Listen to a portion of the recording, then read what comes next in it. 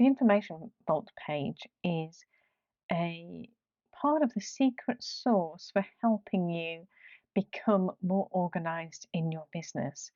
It is the central hub for storing all of your resources and information so everybody knows where to go to find and retrieve any level of information within your business, whether that is branding details, whether that's onboarding processes, whether it's course details that you've subscribed to, all of your product lists, and so on.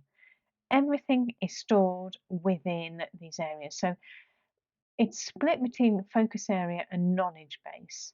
And the focus areas really are just areas that you as a business want to spend more active. So it's to make sure that it's something that is easy to find rather than being hidden down in the many areas that could exist within the knowledge base.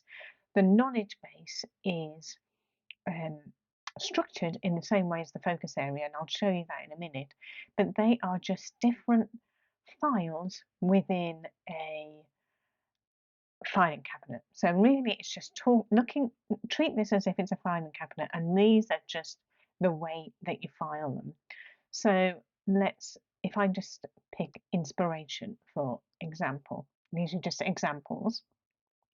You can link this particular topic to a focus area, so it could appear here as a focus area and in the knowledge base, and you can link it to a client as well if it comes to it as well, so you can have that information client based. Within each knowledge base article, you can create multiple notes and ideas, multiple media that you might want to store, or multiple resources, and each one of these are individual files within that folder, if that makes sense. So any number of items can be stored here. So depending on how much information you are looking at storing, it may alter the level of detail that you have in this knowledge base. So I find that actually it's better in my business, it's better to have fewer items here, and I can then drill down. So in sales and marketing, I can have specific things that I want to track, but I then can have lots of different resources that are associated with sales and marketing that would be relevant. So if I create a new idea here, so let's put in test there, and then I open that, I can link it to business details. And so now I know it's linked to sales and marketing. I know I'll find it under there. But if I go to business details, oh look, it's there as well.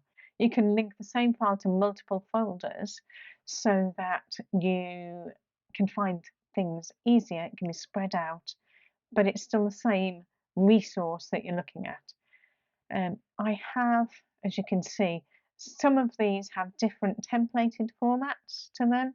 So we've got in the business details, it's all about your branding. So it's making sure we have got one central source of truth about your branding, your colours, etc. So you know where to look for. But we could create a new knowledge base item. So let's do another internal client one. I'm going to call it test so I know which one to delete. And that will automatically create you a untitled table that you can structure to be appropriate for your knowledge information, and it can also have these additional knowledge base records. This may or may not be needed, so you can delete that if you don't need it, and you just use the information that you've got in that knowledge base there. So it's all dependent on the information you want. It is extremely powerful for how you want to create this information and store the information. It's unlimited and it is easily accessible. So you've got one page where everything is stored. And that is consistent throughout. So you can see this is the business side, but if we go quickly back into the clients, look at client A, you'll see the same structure appearing here. So in the same way as doing it for your own business, you can store particular resources about those clients as well.